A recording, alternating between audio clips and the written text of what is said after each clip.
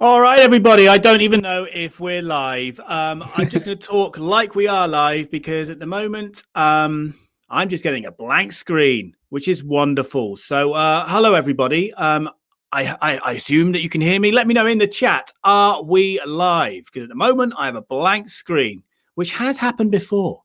In fact, you know what?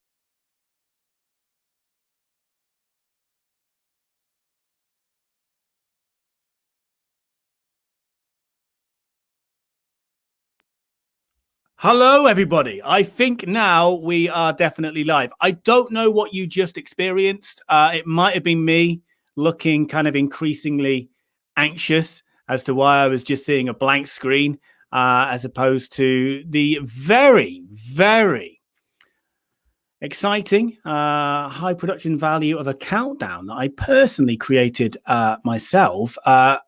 But I was starved. My eyes were starved of seeing it. I don't know if you saw it. I'm seeing David in the chat saying that you did. You had me both times. So I saw nothing. I just refreshed the page, and 2.5 minutes later, here we are. So apologies for that. But I think the regulars are used to some kind of dodgy start to these streams by now. But welcome back to the chat batch here on the Geeknd, and in this alleged entertainment, we take a look back at the most recent episode of Star Wars: The Bad Batch on Disney Plus. Spoilers and all, so there's your warning, and we do so with a guest and you in the live chat as well, and also you, yes, you in the future watching on the replay. So let's just take a quick look over at the chat to see who had to endure whatever happened for those first 2.5 minutes. Glenn, the Geeky Hippie, welcome back. And Jane as well. And Ken, confirming that I was live and in living as well. You're live and in living, Geeknd. Skywalker Sound is here as well. Okay, you did get a blank screen just like me. So now you know what I was experiencing. And David is here as well, as I mentioned earlier. Also Star Wars and Meg as well. Right then.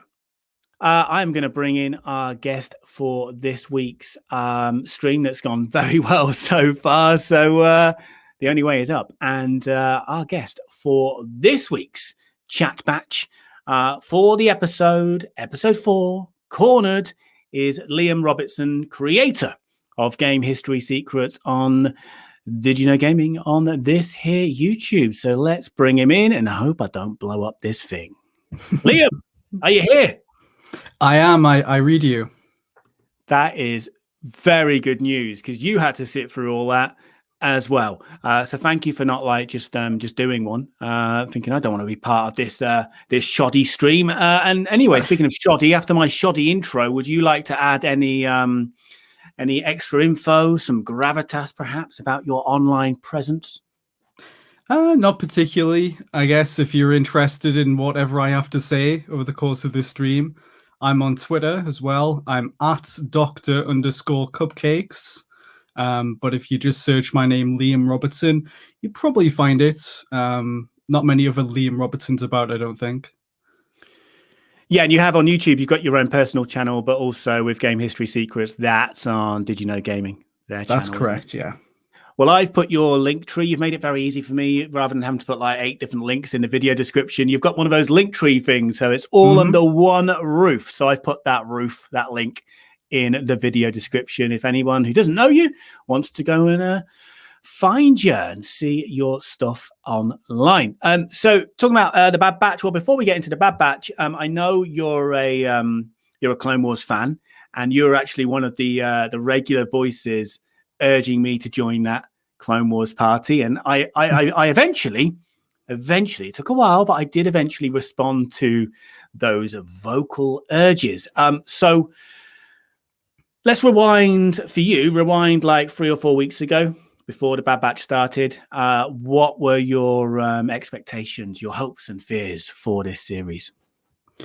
I wasn't particularly crazy about the idea of them doing a spin-off of the Clone Wars. Like, it felt like, to me, when they introduced them in the last season of the Clone Wars, I was more interested to know, like, how are they going to resolve Ahsoka's story, more so than this new new batch of characters they've just introduced to set up a spin-off. So I'm kind of skeptical of them doing that in Star Wars now, is with the Mandalorian stuff, creating all these different extraneous spin-offs. To me, I'd rather just, tell a story with all the characters together. That's more interesting to me. But I was still looking forward to it because it's the same people who did the Clone Wars, and the final season of the Clone Wars I thought was very good. So I had no reason to doubt it, really. And I would say my expectations have been about met so far. Okay. Before we go into episode 4 in detail, just hold back on that. So overall, you're saying that your expectations have been met, although it sounds like your expectations weren't particularly high. Did you have any standout moments from those first 3 episodes? I mostly just enjoyed that first episodes when it was a lot of plot and we were seeing how they, Order 66 from their perspective, and we're seeing the kind of the internal politics about the clones versus stormtroopers and the transition that's happening, and Tarkin trying to get rid of the clones and all that. Like, I find that really interesting. Anything like that shows that transition. That's something we've never really seen before firsthand in the films. It just kind of happens in the background. So I enjoy that they're taking some time to show us what that transition was like for the Kaminoans and the Empire, because obviously those things just didn't go away overnight. So it's nice to see that. And I thought the first episode had some cool moments where you're seeing, the clones with their different kind of ethical models to the stormtroopers, and they have, I guess, ironically, they have greater consciences than the stormtroopers do, and the Imperials. So yeah, all that stuff where you're seeing them kind of take these decisions into their own hands and rebel against the Empire and decide, we believed in the Republic. They weren't just, like droids. They weren't just like programmed soldiers who do everything they're told. This is what makes the Bad Batch unique, is that they are more like regular people than all the other clones. They don't have these inhibitors, and they can think for themselves. And I think, seeing a group of clones who aren't subject to Order 66 is a really interesting dynamic. Yeah, I'm definitely with you on the transition side from Republic to Empire, as is Glenn the Geeky Hippie in the chat as well. There's a lot of lovely lore going on around the Bad Batch themselves. So cornered, then let's get into that episode. In the chat as well, let us know what you thought of this episode specifically. Now, spoilers are coming, people. So the Bad Batch take a pit stop on Pantora.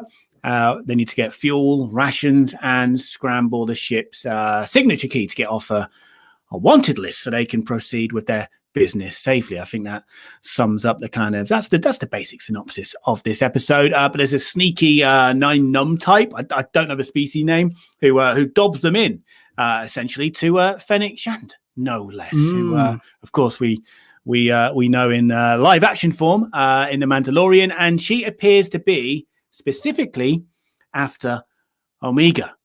So the question is now, who is she working for? Is it the Kaminoans? Is it the Empire?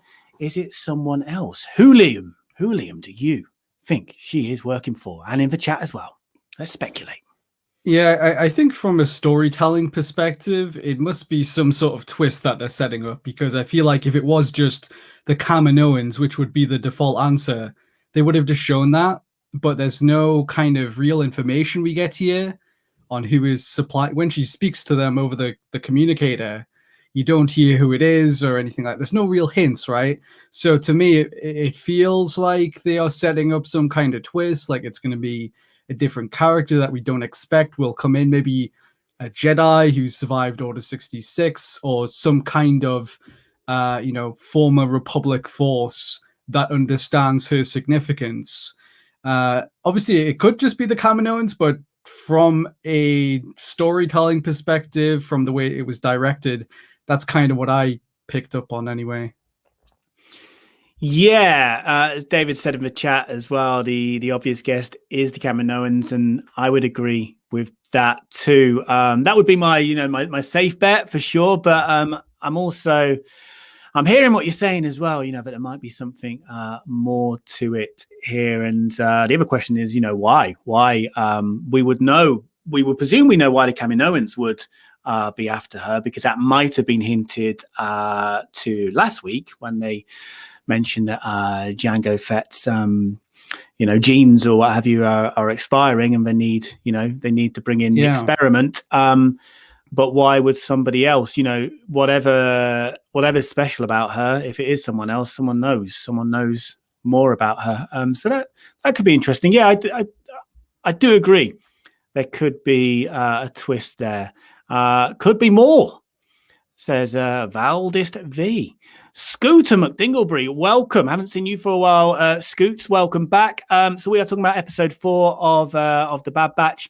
But either way, there is. I'm glad they've added a new level of threat by sort of singling out Omega, like a specific threat, because previously we just assumed they're all at threat. They're all on the run. And when the Cameron Owens mentioned needing to get hold of one, we didn't necessarily know that it was a specific one. Maybe it's not still. So I like that. I like that we have that kind of added level of threat kind of added to Omega, at least. And what did you think to seeing Fennec Shand in the Bad Batch? Obviously, we were introduced to her, like I said before, in The Mandalorian.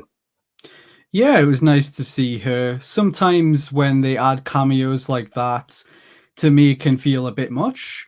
And it can feel like it's a bit sort of far-fetched that we're seeing Darth Maul here or whatever, But yeah, it didn't feel too crazy to me, because she's a bounty hunter. This is the type of job she'd probably take on.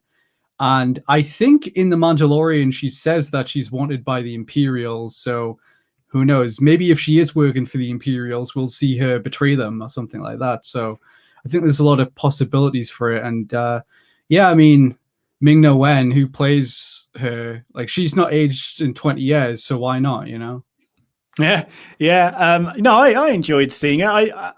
I know it was known, it wasn't a surprise cameo. I was a little bit surprised that they used her so soon, but presumably it's not the last we're going to see of her in the Bad Batch. But no, I thought it was good to spend more time with her. I enjoyed her slyness, towards or with Omega, and she's quite different to a lot of the other Star Wars bounty hunters that we see, that we know. Less mean and kind of more respectful, I guess, towards her prize. Although in a sly way, and obviously it was all part of the process to win that prize. Do you have a standout moment from this episode? I thought the chase scene was pretty good at the end, where they're going through. It kind of reminded me a bit of Attack of the Clones. When Obi-Wan chases after it's I don't remember the name of that character. No, but I know exactly. I know exactly the scene you mean. Yeah. At the start of Attack of the Clones, it's the one who shoots the kind of weird little slugs into Padme's room while she's sleeping. That assassin, that failed assassin. Yeah, she's like a changeling or something, and then I think Jango Fett offs her for giving the game up or something. But yeah, it reminded me a lot about that. Lot to do with that because of the cars, the floating cars going through the streets and stuff. I enjoyed that sequence. That was fun. Yeah, I thought it was fun as well. And I definitely got those Attack of the Clones vibes also, not just because of, they're chasing an assassin and there's a chase and there's speeders and a lot of traffic in a city, but also just the color scheme as well just gave me Attack of the Clones vibe, that scene in particular. So yeah, I think I'm with you on that. There was was a fairly action heavy episode, and we had that classic kind of missing kid plot within it. I quite liked Echo posing as a droid. That was fun because he is kind of essentially, I suppose, more droid than clone now. I won't go as far as saying twisted and evil. That would be unfair. Here we go. Anders in the chat. Sam Wessel is the name of the bounty hunter. Now, hang on. I'm sorry because Anders was not the first. It was Jane Flicks who was the first to give us the name. Anders came second. You're going to have to be quicker next time, Anders. Welcome to Clays as well, who is very fashionably late. Welcome. And Glenn the Geeky Hippie, in regards to the chase scene, he enjoyed that as well. He said it was awesome, and also reminded him of the opening to Attack of the Clones. Where were we? Oh, yeah, and there was also the droid... So when Echo's obviously hanging out with his fellow droids, there was that droid, because I'm coming to these episodes a little bit later, and that might tell you a bit about how I'm feeling about this series. But I am coming to it later. I'm not watching it on a Friday when it comes out. I'm watching it on this occasion. It was a Saturday, but last week I think it was the Sunday. But I'm also not really scared of spoilers on Twitter like I would be if I couldn't watch The Mandalorian straight away. Yeah. And to be honest, there hasn't been much to spoil so far.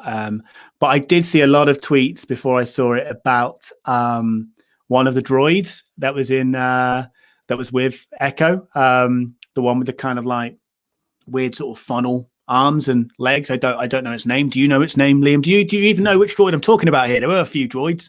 Oh, I've just watched the episode again and I can't remember. But that was cool, and I was that's fine. Don't worry, because I can't remember either. But it was quite a cute droid, and when I was seeing these tweets about it, I was assuming it had become part of the crew.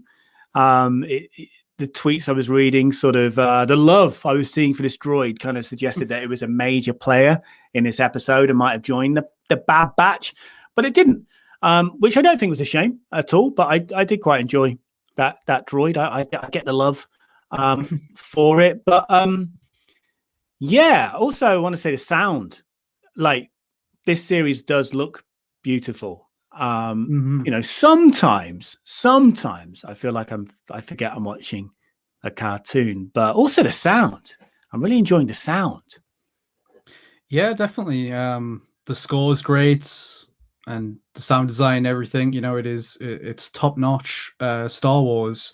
And you're right, when I'm watching it, I remember years ago when I first started watching Clone Wars, it was very hard to kind of forget that you're watching a cartoon with a certain budget. But as time has gone on, the quality of the production has just gotten better and better. And this most recent season of the Clone Wars was amazing with the production value. And the same is true here, definitely. So yeah, I agree. The name of the droid, by the way, is Clink. That's from Anders. Anders was definitely first, so he pipped Jane Flakes to it this time. He gets the prize. There is no prize, but if there was one, you get it this time, Anders. It's 1-1 between you and Jane in this kind of fact-off. Star Wars name fact-off. David said about this episode, he felt it was action-packed and yet relatively uneventful, as odd as that sounds. It does sound odd, but it also makes sense to me. I don't know about you, Liam, but I'm enjoying this series. But what I was kind of alluding to earlier by saying I'm not in a hurry to see it is that I'm really enjoying it, but I'm not loving it yet. There's so much I like about it, but what I like is pretty much what you said earlier. I'm enjoying, and I've said this every week. I must be sounding like a broken record, but I'm still here. I'm still well on board, and I feel like my opinion will change because we've got a long way to go. But at the moment, I'm really enjoying everything that's happening around the Bad Batch. Sure. and obviously you would think anyway the Bad Batch are supposed to be the hook, but for me they're not the hook. Everything around the transitioning from Republic to Empire, the lore, all of that is what's hooking me in right now. So I'm sort of still waiting for the meat to get meatier. I'm waiting for meaty meat from this series. I totally get what you mean, because this is just a kind of a built-in flaw with the Clone Wars, because partly because that was a prequel and there were certain restrictions ahead of Revenge of the Sith, which is this like kind of thing that is impending throughout the whole show, and it is starting to become a bit of a flaw here as well, is that you just have some episodes that are a bit inconsequential, and it is kind of a flaw to do with it being a prequel to other things in the canon already. You can't go too crazy, but at the same time, I would like to see some of the plotty bits come more into play. The stuff that we saw in the first the premiere episode. That's why I like that episode so much, because there was so much going on. But the following few episodes, there have been, it's not filler, but it does feel a bit inconsequential. They're mostly just taking time to slowly develop these characters, but you could probably, skip a few episodes and not really lose out on much, I'd say. But hopefully this all goes somewhere in the end. I'm sure it will. Yeah, I think it will. And Jane Flakes has said the same here. She says the show does seem to be going somewhere, but hasn't got there yet. And there's a lot of time left. I think, what is there, like 14 episodes in total? So there's plenty of time to take us somewhere. And also for me anyway, I can only speak for myself, to care more about the Bad Batch themselves. I've said what I have said, and I'm going to say it again. They are growing on me. I am slowly caring more about them, because when I saw those 4 episodes in the Clone Wars season 7, if you'd said to me, afterwards, oh yeah, they're making a whole entire series about those guys, I wouldn't have been very interested in that at all. Actually, I knew about this series before I watched the Clone Wars, because I've only caught up with them recently. But yeah, I remember in those 4 episodes, I thought Hunter for the leader was pretty dull. Wrecker was annoying. However, sticking with those 2, I actually, they're growing on me the most in this series. I feel like Hunter is becoming more interesting. The relationship he's got with Omega, it is straying close to Din Grogu territory, but I think they're moving away from that. I feel that's been nipped in the bud to a certain extent, which is a good thing. But Wrecker's becoming, kind of, I'm warming to him. He's like the Michelangelo of the Turtles, isn't he? And I feel like there's something with his headache last week. I feel like there's sort of something's going to happen with him. Something, dark in regards to his headache and his chip at some point. I feel like sadness lies ahead for Wrecker, but they're definitely kind of building him up, I think, as a tragic character. He sort of reminds me of like Lenny from Of Mice and Men, something like that, David says, I find myself sort of waiting perhaps for some kind of larger plot device to propel it forward and really grip me. Yeah, I'm there as well. We've got Ronald here. Ronald says there was a line from Wrecker in the latest episode that I cracked up at. It was when Tech was telling him about fixing the ship, and Wrecker replies, blah, blah, just let me know what to rip out. Yeah, he is an entertaining character, and he's one of the characters that, I imagine the kids would like in this not really, kid-friendly kid show. It's surprisingly dark, this series, isn't it? Particularly the last episode 3, sorry. Which surprised me, because I just assumed it was going to be a children's show. But have you been watching Rebels, Liam? I watched all of Rebels when that was on. Have you? I've never heard you talk about it. No, because I haven't seen it. But people have been telling me on the streams that, because I assumed that was even more aimed, again, before seeing anything, I assumed that was even more aimed at children than the Clone Wars. I soon learned that, the Clone Wars is a show that us big children can enjoy. But I've been told that no, actually, Rebels is darker than Clone Wars. Yeah, in general, because it's set during the reign of the Empire and everything, and it's about a kind of an orphan and that type of thing. Like there's definitely a sense that the Empire has had a huge negative impact on the galaxy, and many of the characters have lost people, and there are characters who die over the course of the series, and there's a lot less of that in the Clone Wars, I would say. So yeah, it is definitely darker and certainly more geared towards older audiences, because it brings in a lot of those classic characters from the original trilogy. Yeah, no, I am going to, one thing at a time. I'm going to finish the Bad Batch first, and then I've got to go back and finish season 7 of the Clone Wars. I only watched, I got as far as the 4 episodes. The first 4 episodes, I think, is the Bad Batch arc in the Clone Wars season 7. So I've got to go back and finish season 7. I so much to come, so much ahead of me. I've got so much to look forward to in my Star Wars life. My friend, Mr. Galvan, I don't want to murder the pronunciation of your first name, so I'm just going to go with Mr. Galvan. All right. You have said in the chat, this is the first episode where we didn't see anything regarding Crosshair. That is true, and also his new gang, minus the one that he murdered, I suppose, and that bothered Mr. Galvan a bit. But overall, it was an enjoyable episode. That's true, actually. I didn't even think about Crosshair and his cronies in this episode. Even though we had that in episode 3. What I did like about episode 3 was that contrast of, the Bad Batch and Amiga really kind of bonding with Wrecker, making her the room. At the same time, so that was a little bit fluffy, a little warm. And at the same time, you had that contrast, that cold contrast of Crosshair and his cronies and execution. Yeah, that was great. I agree.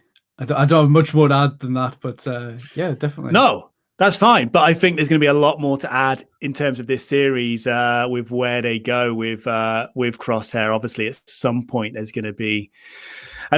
going to run into each other, aren't they? Do you think they'll redeem him by the end of the series?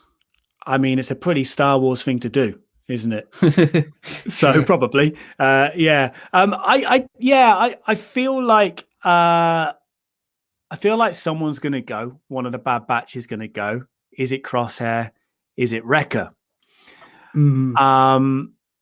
I don't know. I have sort of bad feeling, and this is partly because and Brad Snoke here mentioning the score in the comment I've got up on screen right now. I believe the composer put something out on Twitter saying that I think it's a he, was they were just doing the finishing touches to scoring the final episode, and it was in tears.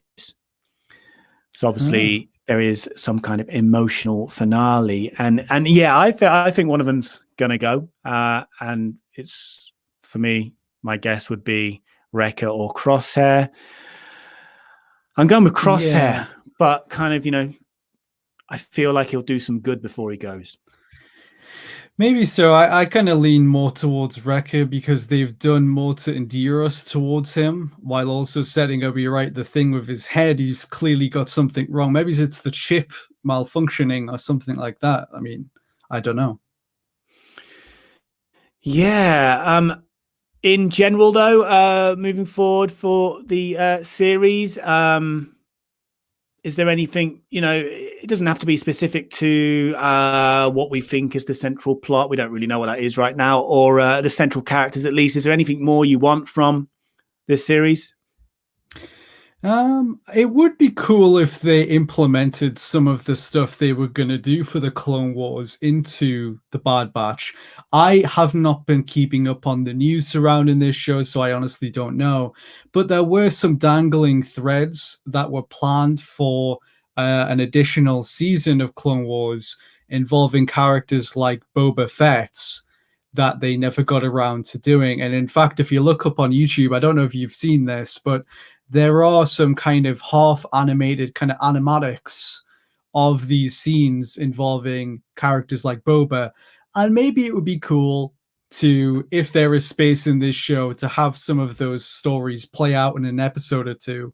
I don't know, because there were some characters they introduced in the Clone Wars that they never kind of got around to wrapping up in that final season.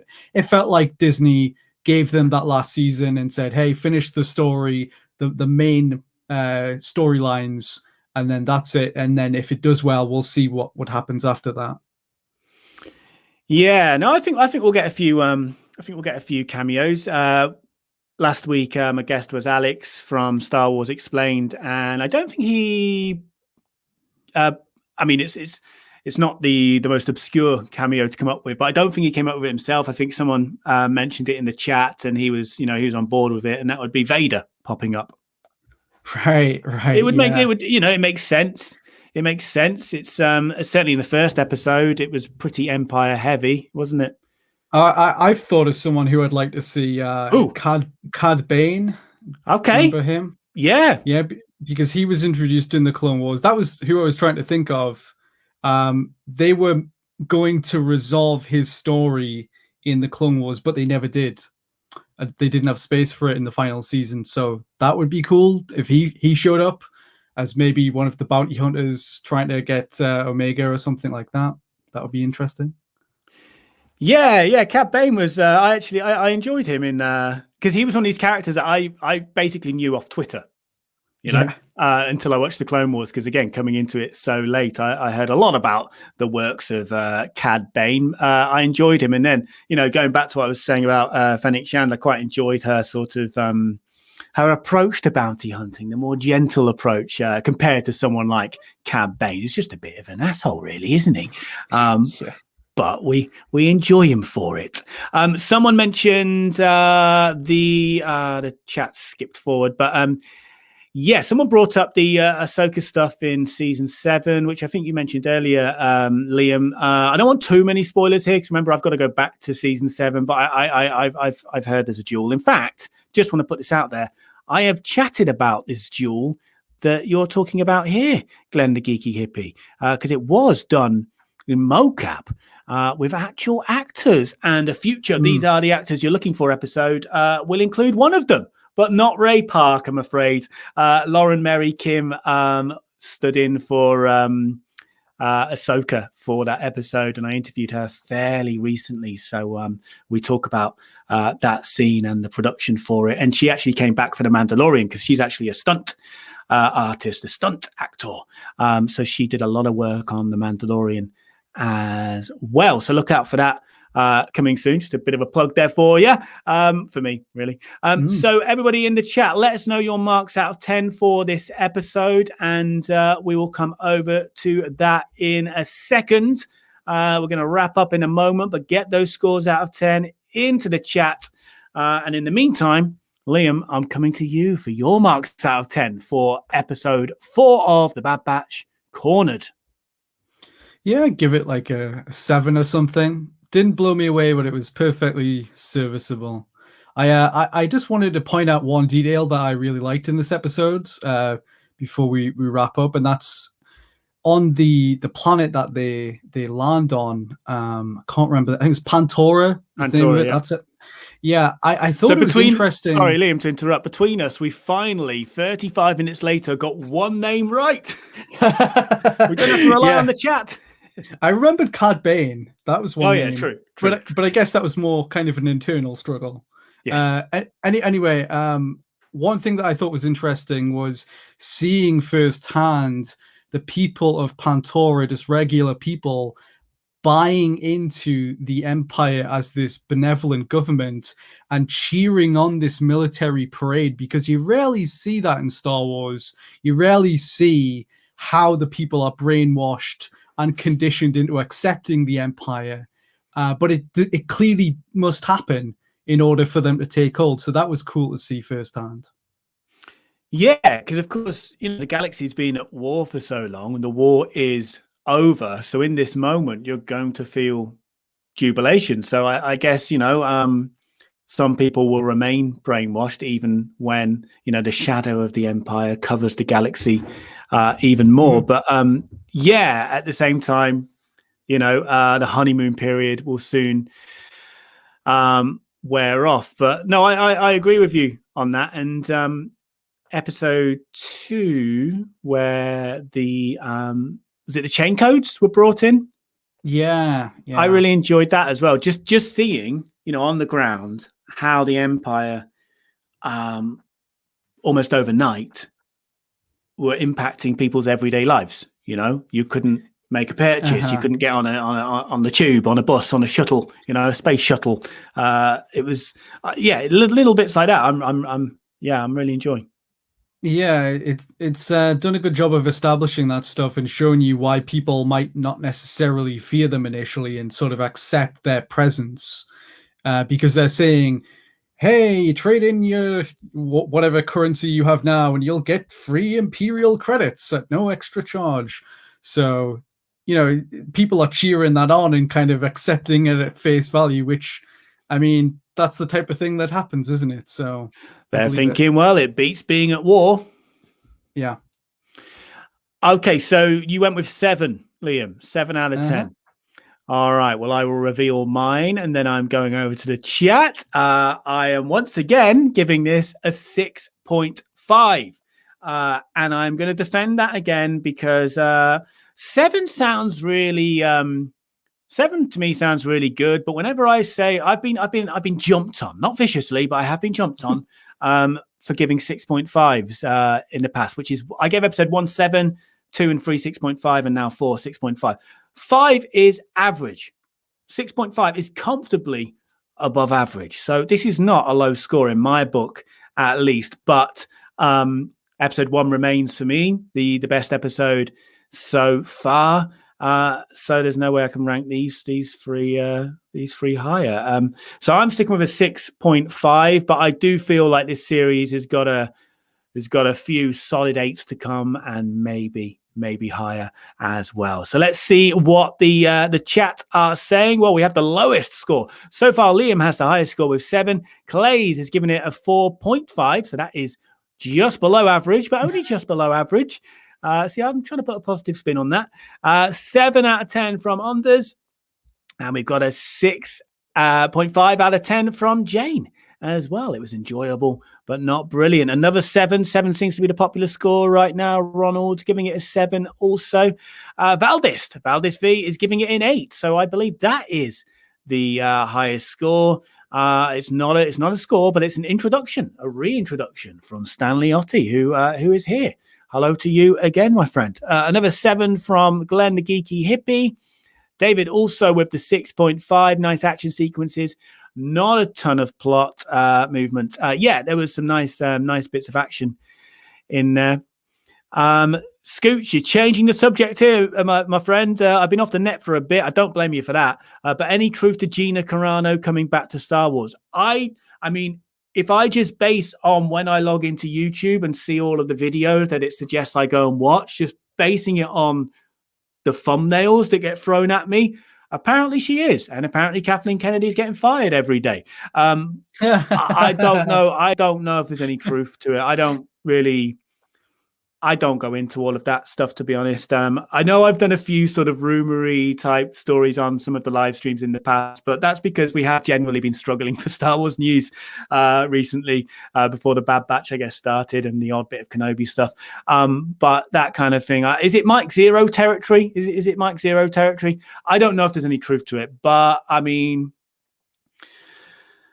some people believe it, and who knows? Who knows? I mean, they're not killing off. Can I ask a really ignorant question? What did she do?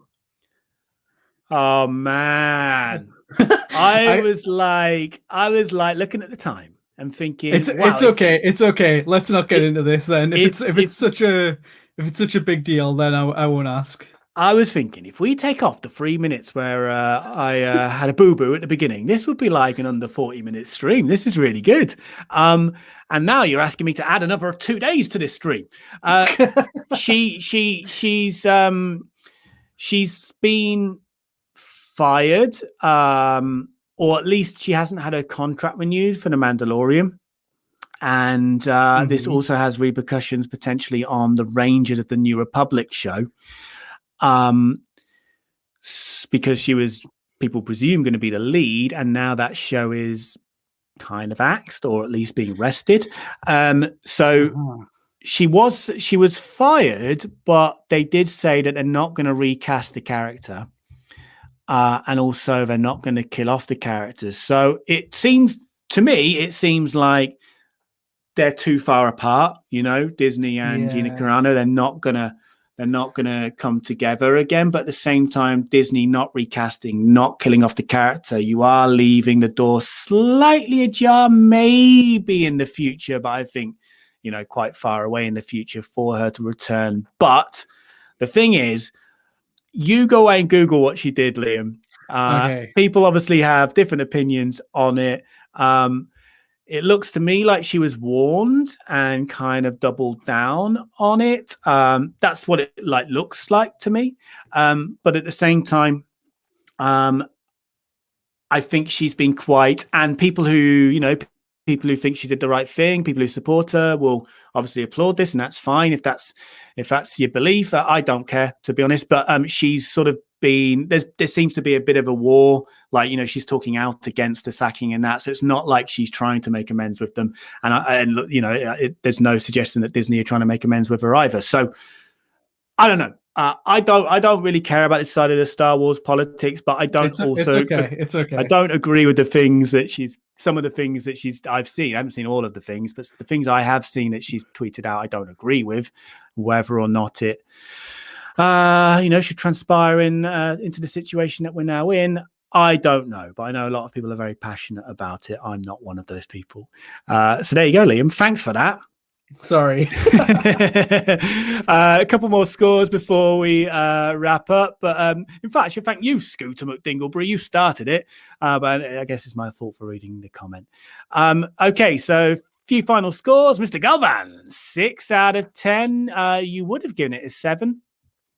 Oh, no, hang on. If you give it a 7, you don't leave a ton of room for improvement, and I expect more from the show, so I'm going with a 6.